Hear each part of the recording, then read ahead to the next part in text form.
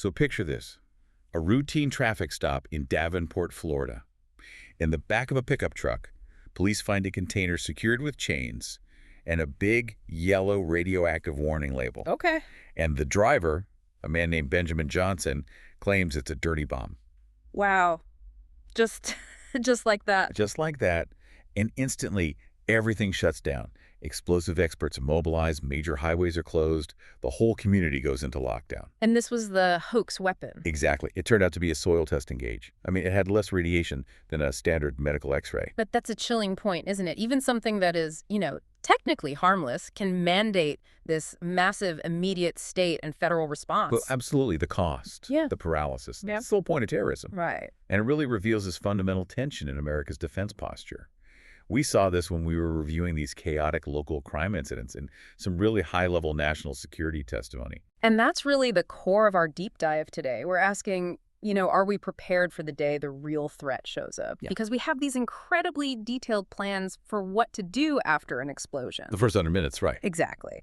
But the testimony we looked at suggests our national efforts to prevent it, to stop the material from even getting into the country they're dangerously slow, underfunded, years behind schedule. So our mission today is to weigh that shocking frequency of nuclear smuggling against the massive government architecture that's supposed to stop it, and really critique where our priorities are actually landing. This whole incident in Florida, it really makes you wonder, why is our defense always seem to be catching up to these low-level threats when the truly catastrophic danger is so clear? It is clear. I mean, at the highest levels, it's pretty much agreed upon that nuclear terrorism is the most dire existential threat we face. It's dire, and the numbers, the raw numbers, they really back that up. They're stunning. The testimony we reviewed, even going back to 2006, it confirmed that groups like Al-Qaeda had been trying to get their hands on WMDs for at least a decade before that. And the scary part is how little material you actually need. Yeah, talk about that for a second.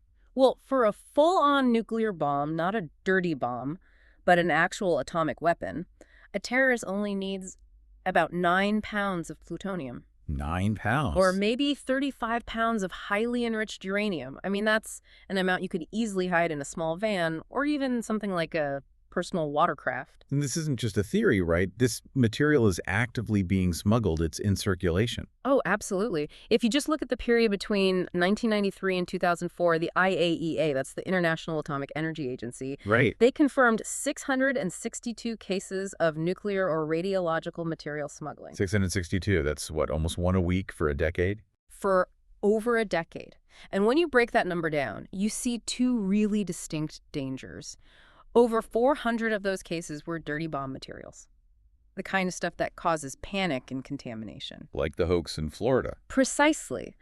But much more seriously, 21 of those cases involved materials that could be used in an actual nuclear weapon, the kind that causes catastrophic city-level destruction. And this gets us to the problem of speed, or I guess the lack of it.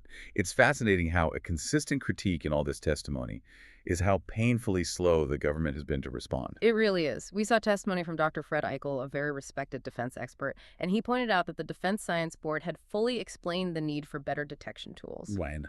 11 years before the 9/11 attacks, and even a decade after that, things were still moving at a crawl. And that delay has real-world consequences for our security. Absolutely.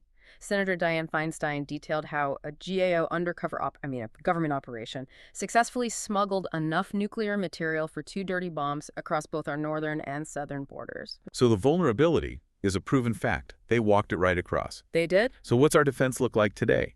Even now, we learned only about 5% of shipping containers that arrive at U.S. seaports are actually screened for radiation. Only 5%. And the deployment of the monitors to close those gaps has just been years and years behind schedule. It's just a staggering vulnerability. You have a confirmed threat, confirmed smuggling routes, and huge screening gaps. And trying to fix that requires this incredibly complex multi-agency effort. We've built what's supposed to be a global detection architecture, but it's complicated. You've got 3 main federal pillars. And this is where it gets really interesting, because with multiple agencies, you get overlap, you get confusion. You have to ask, who is actually steering the ship here? Exactly. So first, you've got the Department of Homeland Security, DHS, and specifically their Domestic Nuclear Detection Office, or DNDO. Right, and DNDO is supposed to be the lead agency for this whole global system. Their job is to buy and deploy the detection systems at our borders, at our ports, and they manage the domestic R&D program. They build the barrier. They're supposed to.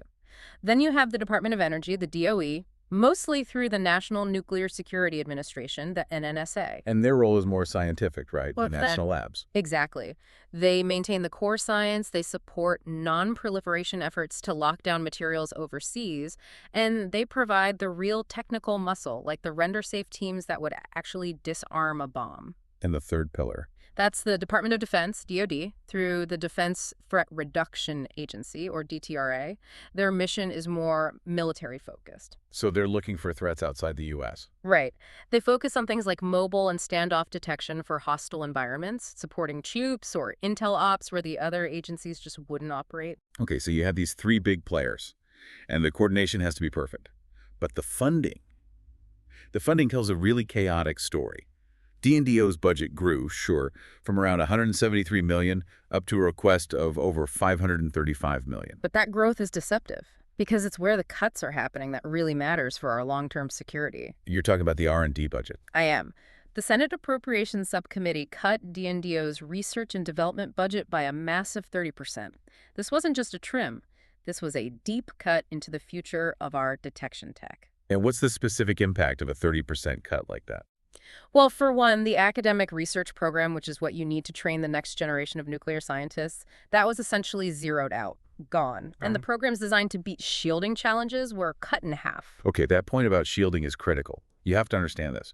We know that terrorists are smart enough to hide nuclear material in, say, a thick lead container. Right, because that lead defeats the standard radiation detectors we currently have at our ports. So beating shielding requires a breakthrough, new physics, new sensor designs. And if you cut the research for that, you're basically accepting that you're vulnerable to the most basic countermeasure an enemy is going to use. You're fighting yesterday's war. Which brings us back to this question of proportionality. Right. And the numbers here are just, frankly, they're shocking. They are. Dr. Ekel highlighted this gap. He suggested the R&D target for detection at DTRA should be around $200 million.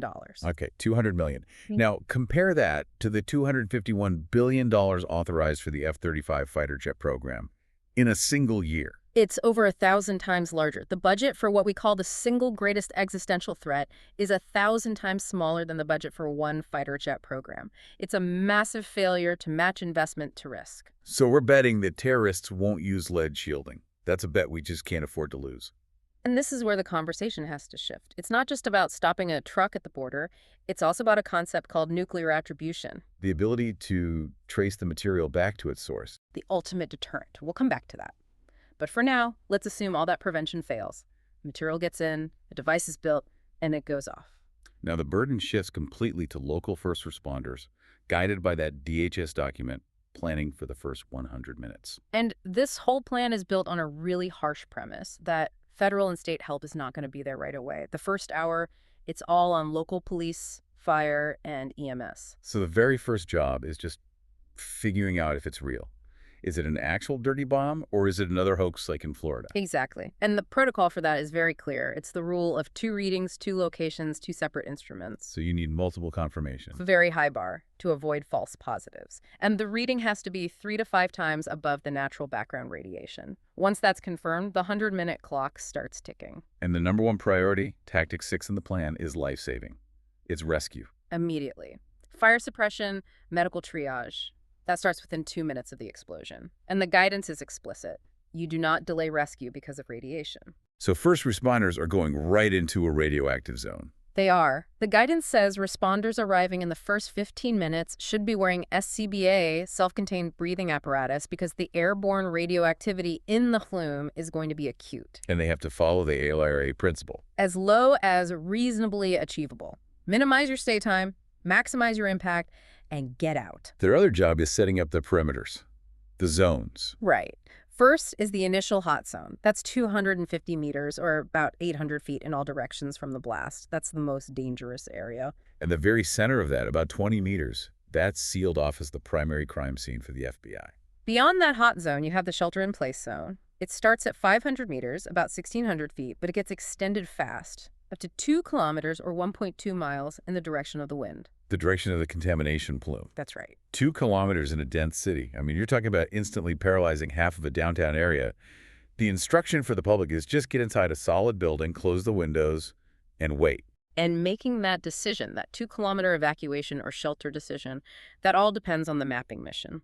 Tactic 8. These are the specialized strike teams. Exactly. They have to get out there and rapidly map the plume. They use tools like the RAD Responder Network to share real-time data with federal partners, the analysts, who can then predict exactly where that plume is going. So when you put this all together, what does it mean for you, the listener? The good news, I guess, is that we have these incredibly detailed plans for what to do after an attack. We do. The protocols are set, the training's there. But the bad news is that the gap is all in the prevention. It's in the speed and scale of deploying the tech to stop an attack before that 100-minute clock even starts. The core tension is that we're still not matching the investment to the scale of the threat. So the U.S. has to fund 2 things at once: the near-term passive detectors at the border. And that aggressive, long-term, high-risk research to defeat things like shielding. You can't stop a determined enemy if they know how to beat your sensors. And just relying on, checking passport lists or looking for suspicious people. The testimony made it clear that's just not enough against an enemy who's willing to use a smuggled nuke. Which brings us back to attribution. If intelligence fails, the only truly unassailable defense has to be technology-driven. So the ultimate deterrent isn't just having a shield, it's having this undeniable ability to trace any nuclear material right back to its source. Exactly. Attribution turns a covert attack into an overt one. The country of origin would know with absolute certainty that they would be exposed and held accountable. Which leaves us with this final provocative thought. If nuclear terrorism is truly the greatest existential danger we face, and if our intelligence can fail, does a proportional defense mean we should be investing hundreds of billions of dollars, the same amount as a fleet of modern fighter jets, into creating a publicly known, unassailable nuclear attribution capability? A capability that would make covert attacks functionally impossible. That's the strategic calculation. That is the unanswered challenge. Closing the gap between the threat we face and the defense we have actually deployed.